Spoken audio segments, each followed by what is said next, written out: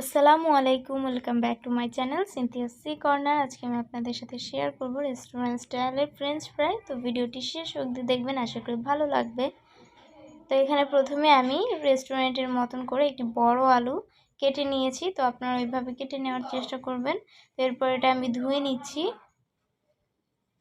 ভালো করে ধুয়ে এটা 2 মিনিটের জন্য সেদ্ধ করে নিব। এই জন্য একটা প্যানের মধ্যে পানি দিয়ে দিয়েছি। এরপরে আলুগুলো দিব। তারপর গ্যাসটা অন করে 2 মিনিট সিদ্ধ করে নিব। খুব বেশি সিদ্ধ করতে যাবেন না, তাতে করে কিন্তু আলুটা অনেকটা নরম হয়ে যাবে। তো এরপরে একটু লবণ দিয়েছি।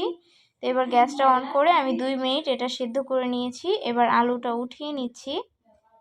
তো আজকের দেখানো প্রসেসে করলে কিন্তু পারফেক্ট রেস্টুরেন্টের মতোই স্বাদটা পাবেন। তো এরপর এটা নামিয়ে নিয়েছি এবং এই পর্যায়ে এটা ফ্রিজের পানি দিয়ে 5 মিনিটের জন্য ভিজিয়ে রাখছি। এতে করে কিন্তু ফ্রেঞ্চ ফ্রাইটা খুবই ক্রাঞ্চি হবে, খেতেও অনেক বেশি মজা লাগবে।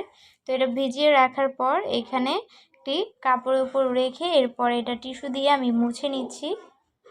সম্পূর্ণ পানিটা ভালোভাবে মুছে নিয়েছি। তো এরপরে একটি প্যানের মধ্যে দিয়ে দিচ্ছি পরিমাণ মতো তেল। ফ্রেঞ্চ ফ্রাইটা কিন্তু ডুবো তেলের মতো ভাজতে হবে এবং দেখতেই পারছেন এটা তেলে দেওয়ার পরে কতটা বাবলস হয়েছে। তো এটা যখন বাবলসটা কমে এসেছে সেই পর্যায়ে বুঝে নেবেন যে ফ্রেঞ্চ ফ্রাই হয়ে গেছে, এটা আর ভাজতে হবে না। তো এটা আমি উঠিয়ে নিয়েছি এবং লবণ ও গোলমরিচ দিয়ে এটা ভালো করে মিক্স করে নিব। এতে করে কিন্তু পারফেক্ট রেস্টুরেন্টের মতন স্বাদ পাওয়া যাবে।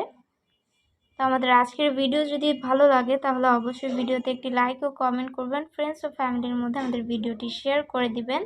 আর হ্যাঁ, আমাদের পাশে থাকতে আমাদের চ্যানেলটি সাবস্ক্রাইব করে ফেলুন প্লিজ।